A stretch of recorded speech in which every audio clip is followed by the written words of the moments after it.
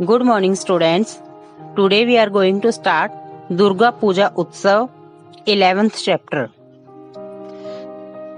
दुर्गा पूजा उत्सव यह हमारा हिंदुओं का त्योहार है और दुर्गा पूजा को हम नवरात्रि के नाम भी जानते हैं। तो यह साल में 2 बार आते हैं। हिंदू कैलेंडर के अनुसार यह चैत्र के और आश्विन के महीने में आता है और यह चैत्र के महीने में अप्रैल और मई के बीच में आता है और आश्विन में जो आते हैं नवरात्रि वह सितंबर या अक्टूबर के महीने में आते हैं। तो हमने अभी कुछ ही टाइम पहले नवरात्रि मनाए थे। तो यह तो हमें सबको पता है कि पहले नवरात्रि को हम नवरात्र स्थापना करते हैं और अष्टमी या नवमी के दिन हम कंजका जमाते हैं।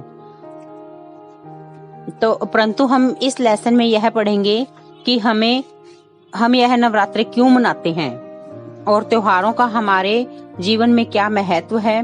तो त्योहार हमारे जीवन में खुशहाली लाते हैं, खुशियां लाते हैं, आपस में सहानुभूति बढ़ती है और हम सच्चाई, नैतिकता और आदर्श की शिक्षा ग्रहण करते हैं और इसे त्योहार हम सभी मिलकर मनाते हैं, इसलिए भाईचारे की भावना भी बढ़ती है और सभी बहुत खुशी से सभी त्योहारों को मनाते हैं। तो दुर्गा पूजा भी इसी तरह बुराई के ऊपर अच्छाई की जीत को दर्शाता है। हर त्योहार को मनाने का अपना अपना एक रीजन होता है और दुर्गा पूजा उत्सव के पीछे क्या कारण है यह आज हम इस लेसन में पढ़ेंगे। तो भारतवर्ष को पर्वों और त्योहारों का देश कहा जाता है। यहाँ समय समय पर अनेक पर्व मनाए जाते हैं और इन त्योहारों का हमारे जीवन में बहुत महत्व होता है। इससे हमारे जीवन में उत्साह के साथ साथ आनंद का भी बढ़ावा होता है और हमें त्योहार प्रेम और भाईचारे की भावना पैदा करते हैं और सहानुभूति बढ़ती है और आदर्श की शिक्षा ग्रहण करते हैं हम। तो ऐसे ही त्योहारों में दुर्गा पूजा भी एक बहुत ही महत्वपूर्ण पर्व है और यह एक धार्मिक त्योहार है।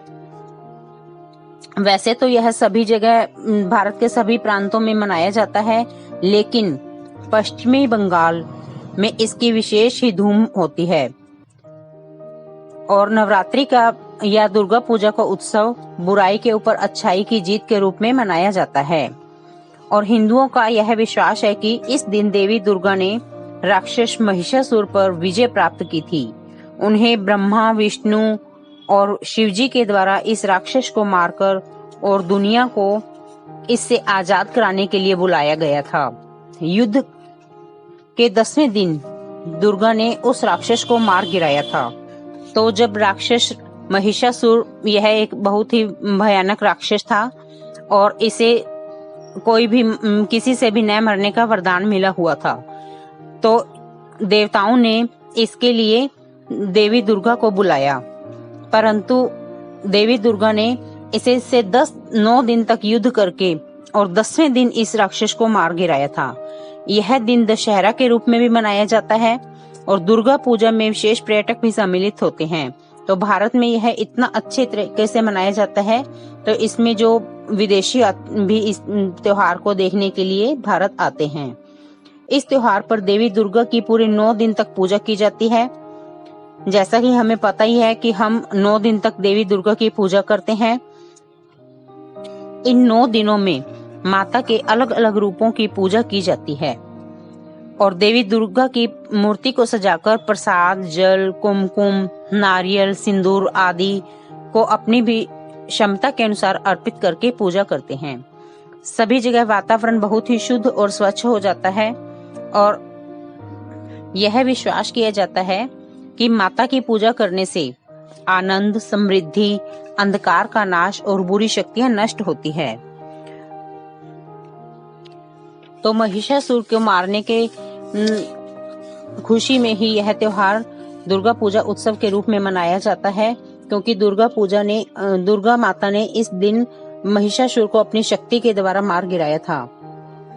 तो इस तरह इसीलिए यह त्योहार बुराई के ऊपर अच्छाई की जीत को दर्शाता है।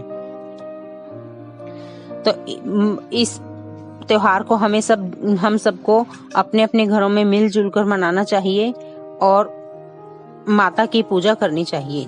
Thank you.